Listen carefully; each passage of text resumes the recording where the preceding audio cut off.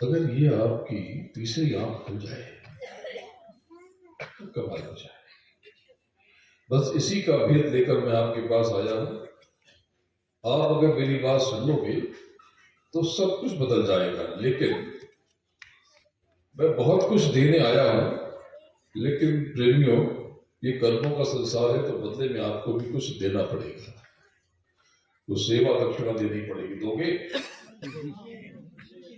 दोगे? बहुत थोड़े से लोग बोल रहे हैं, अरे रुपया पैसा नहीं चाहिए मुझे, आप रखो आपके पास। भाई आपकी कोई धन संपत्ति थोड़ी लेने आया। प्रेमियों, मैं आपसे कुछ और ही मांगने आया। मैं आपसे आपका क्रोध मांगने आया हूं, आपकी उल्टी सोच मांगने आया हूं। जो आप गाली गलौज करने लगते हो, तैश खा जाते हो, ताव खाने लगते हो, चिल्लाने लगते हो, संदेह करने लगते हो, निंदा करने लगते हो, अपशब्द कहने लगते हो, मैं ये मांगने आया। प्रेमियों, अगर आपने आज ये सब मेरी झोली में डाल दिया तो मैं आपको वचन देता हूं कि मैं आज से ही आपका जीवन बदल के रख दूंगा। ये मेरा वचन है। चंद्र टले सूरज टले, लेकिन मेरा वचन नहीं टलेगा। तो प्रेमियों, इस बार का साकेत महायज्ञ 19 नवंबर से 27 नवंबर के बीच मुंबई के निकट नवी मुंबई में वाशी के नजदीक MIDC में होने जा रहा। प्रेमियों, ये यज्ञ बहुत दिव्य होगा।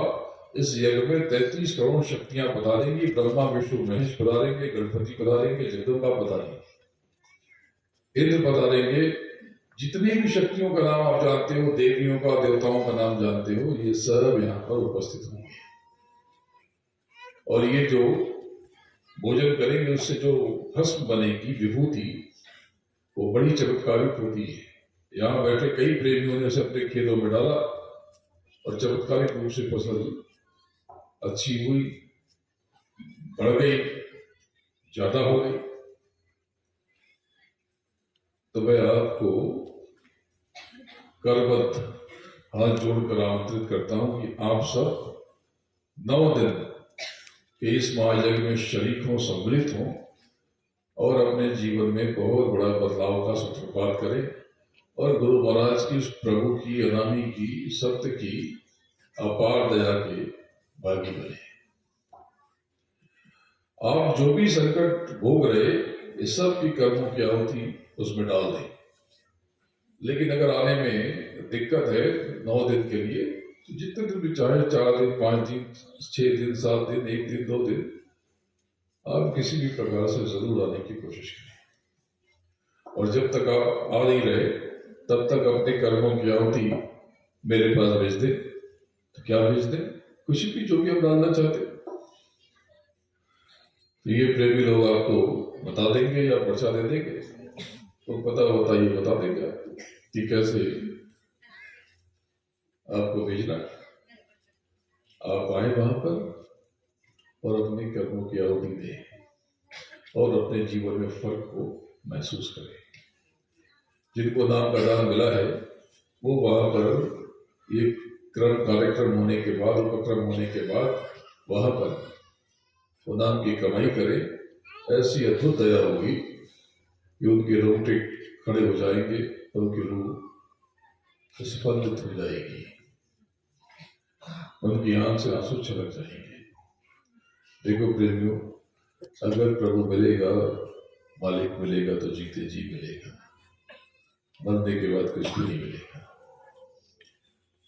मरने के बाद तो केवल भोग भोगना है, कष्ट भोगना है या सुख भोगना है।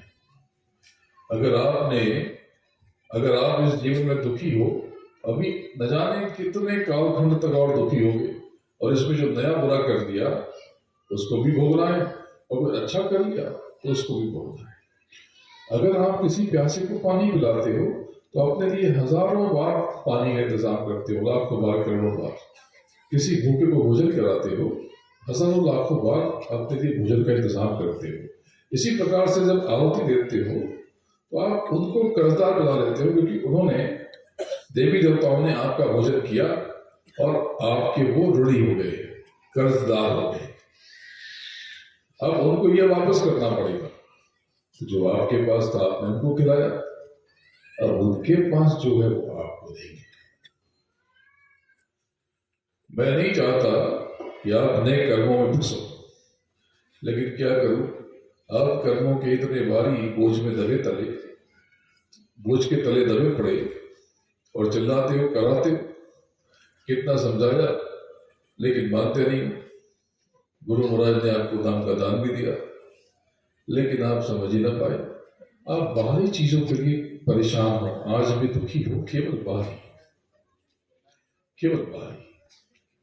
तो प्रेमियों, आप यहाँ पर ज़िंदगी में जरूर आए और दया इतनी होगी कि आप हैरान रह जाएंगे।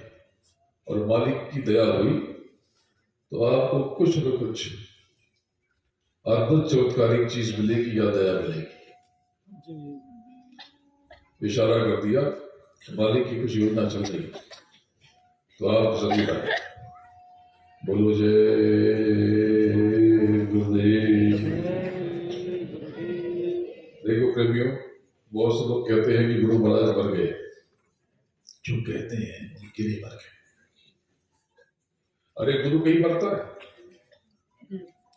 वो अनामी, उसकी मौत से सब विस्तार हुआ, उसी को मार दिया। जैसे रूस में वो कम्युनिस्ट हो गए,